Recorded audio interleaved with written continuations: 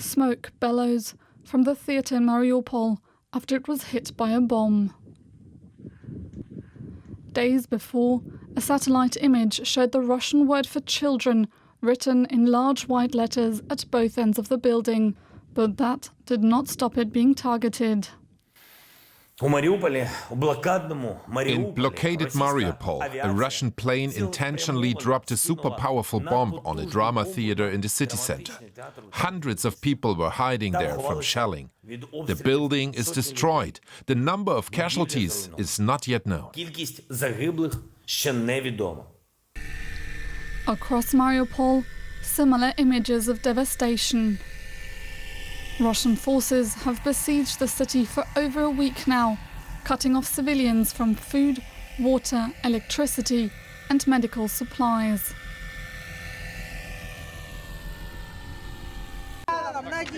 This local hospital has to operate with constant shelling around it.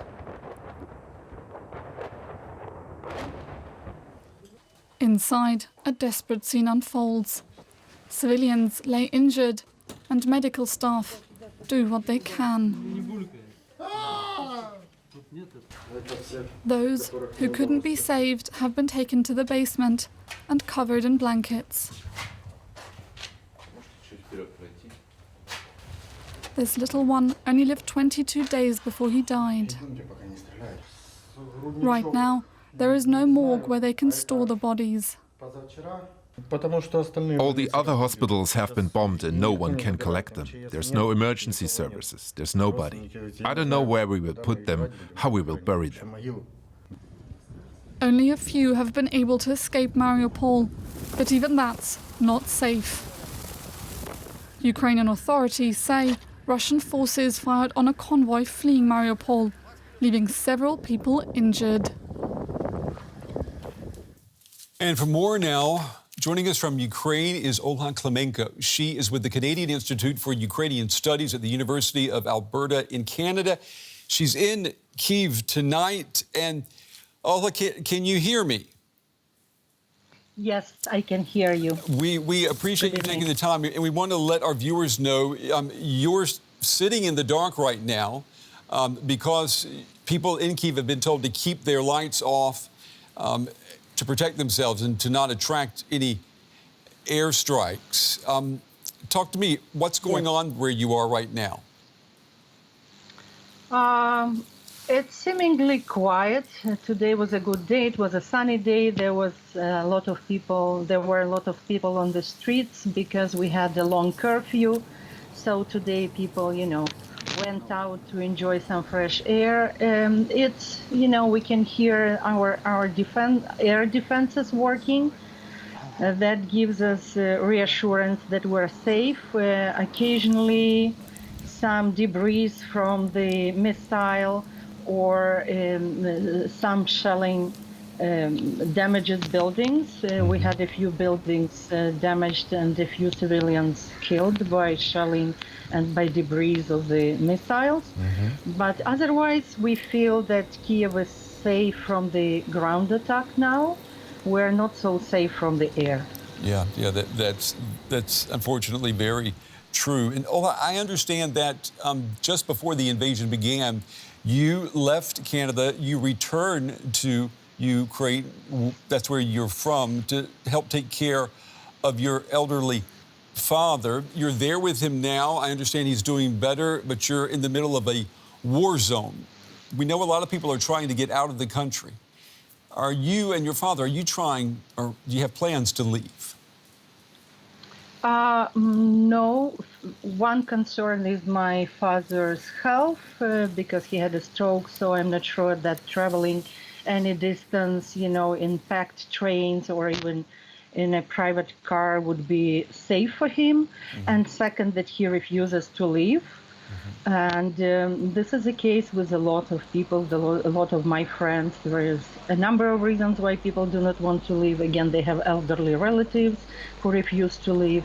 They have maybe children who are in the territorial defense forces. There are people who just say, we're going to stay, this is our land, this is our home, we're not leaving. And people just do not believe that Kyiv is going to fall. They believe that Kyiv is going to stand. I'm saying. You're a Ukrainian scholar, and you know the history of your country. Did you expect in the last 3 weeks to see such a strong sense of national unity and even resistance emerge? Yes, I expected that because basically I think the Revolution of Dignity, which occurred in 2014, showed that Ukrainians have a strong sense of national identity and strong sense of civic identity. They are freedom-loving people. They appreciate that they have their own state where they can, build their own life according to their own rules. And I expected the resistance to be strong.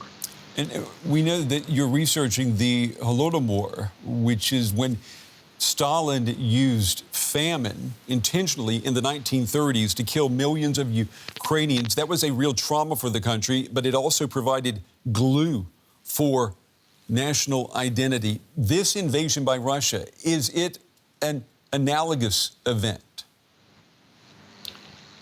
In a way, because we can speak about trauma on many levels. There is like a physical direct trauma from observing what is going on now, from observing deaths, the destruction, the unfairness of what's going on. And there is such a thing as what we call vicarious trauma, that we relive our past traumas.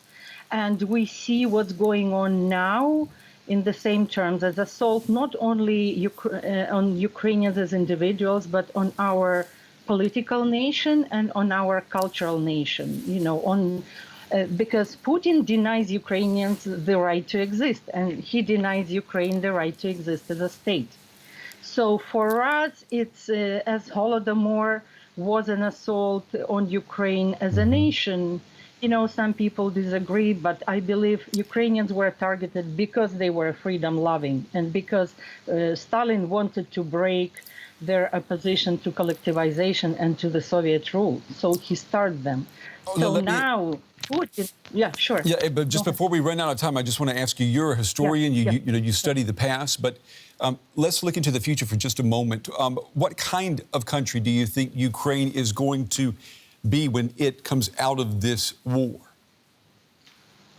I think Ukrainians are now a forward-looking nation. We remember our past traumas, but we're determined to overcome this. We are determined to overcome the victimization, and I think people are now saying we're going to rebuild better. We're going to rebuild at any cost. We're going to prevail, even though it's early in the war. And I think that Ukrainians want to be the nation that people are proud to identify with. Like Mila Kunis all of a sudden decided that she's a Ukrainian because it's cool to be Ukrainian. Yeah. So I think Ukrainians want to be perceived as cool, contemporary, and freedom-loving. Olha Klymenko, joining us tonight from Kyiv. Olha, we appreciate you taking the time at such a dangerous time to share your story with us. We wish you and your father all the best, and we hope that very soon you'll be able to turn the lights back on. Thank you. Thank you so much. Thank you for having me.